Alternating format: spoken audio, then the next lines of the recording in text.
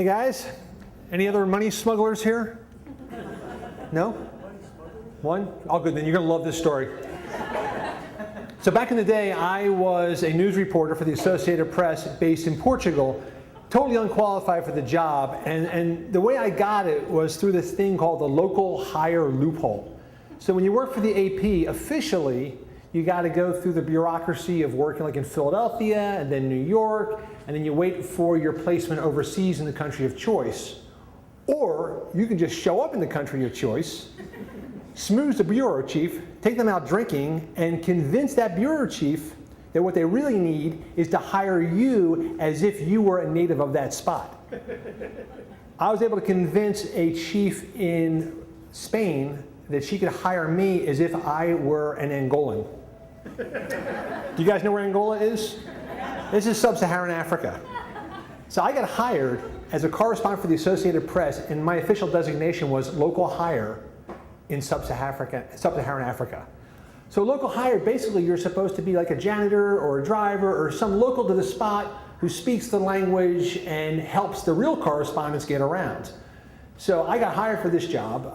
My main base was in Portugal, and I would basically chill out in Portugal most of the time until some shit flared up in Angola, which was basically every Thursday.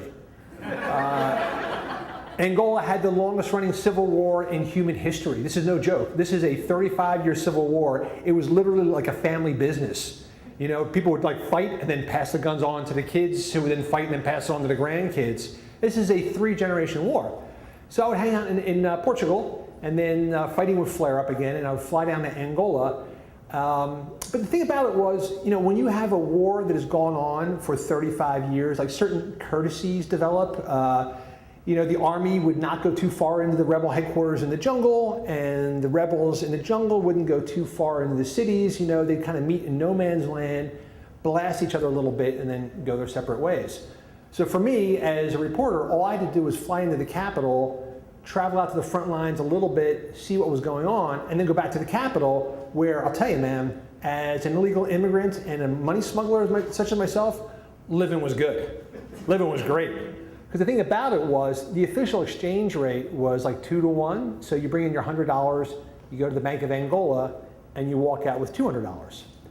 But on the street in front of the Bank of Angola, the exchange rate was like 1,000,000 to 1. You give them $100 and you would literally get a stack of bills like this high. So I would go down there with my petty local hire salary. I was getting paid $20,000 a year. But in Angola, $20,000 a year is like gold toilet seats, you know? It's like Trumpian money. So I would go down there with my cash money, and you would exchange it on the streets. The downside of this is that you're living in a place with no police force, no law at all, and there's, you know, you get jacked up for money a lot, and you had to hide money a lot. But also part of my job was, when I wasn't in Angola, we did actually have a real local hire, a guy named Casimiro, and I would have to bring down Casimiro's pay every 6 months or so.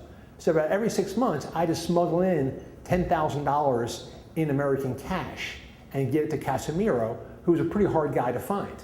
He didn't want to be located because he didn't want the government to know that he was writing news reports or stacking $10,000 in US greenbacks in his house. So I had a pair of underwear, which was doubled up underwear, pouch in the front, and I would stuff $10,000 in my underwear, travel down to Angola.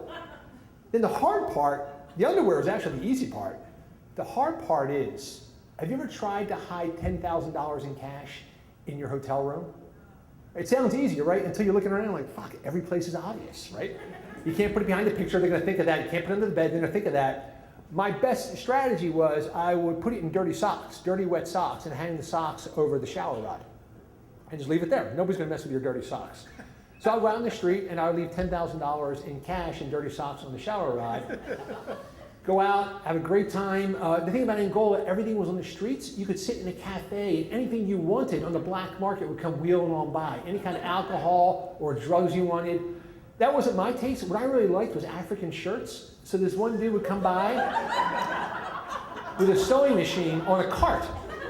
I would take off my shirt, give him my shirt, and while I'm having a beer, he would make me a copy of my own shirt in African cloth. I'd put it right back on again. So last time I was there, I brought down $10,000 to pay Casimiro. I hid in the dirty socks on my shower rod. I was out in the street having dinner, having my shirts made. And I thought, you know, it's gonna be Christmas. I'm gonna get some shirts for my brother, for my dad, all my friends. So I ordered 25 shirts. All in my size, of course. And then I remember, fuck, I don't have enough money. So I ran back to the hotel, went upstairs at Dirty Socks, took all the money out, took the money I needed, ran back to pay, paid for the shirts, went back to the hotel, opened my door, and the money was gone. $10,000 on my bed was gone like that. My first thought was, holy shit, there's no way I'm gonna be able to convince New York headquarters that their scumbag local hire didn't just accidentally lose half a year's salary. My other thought was like, you know what, man, whoever the fuck got in here in 15 minutes and found that money that I've been hiding over and over again for years and got it that quick, you know, God bless them, that's a pretty good job. Pretty well done. I went back to Lisbon. AP wanted to fire me, first of all, but they had no replacement. They wanted me to pay the money back, which of course I couldn't do because I was only getting $20,000 a year. So finally they said, they came up with an agreement. They said, okay, we'll let you keep your job on one condition. We're going to send you back with some more money. Fair enough. Thanks, everybody.